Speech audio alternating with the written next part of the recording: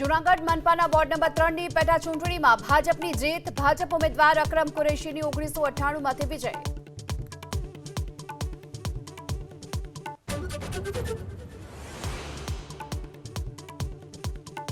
મોરબીની હળવદ તાલુકા પંચાયતની રણછોડગઢ બેઠકની પેટા ચૂંટણીમાં ભાજપનો વિજય. ભાજપે આપ પાસેથી આંચકી બેઠક 145 મતોથી વિજય.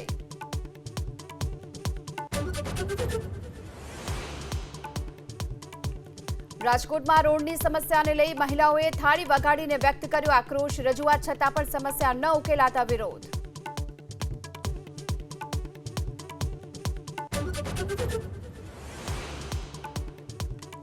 દાહોદમાં જિલ્લામાં વાદળછાયા વાતાવરણની વચ્ચે ધોધમાર વરસાદ. લીમખેડા, દેવગઢ, બારિયા, લીંબડી સહિતના વિસ્તારોમાં વરસાદ.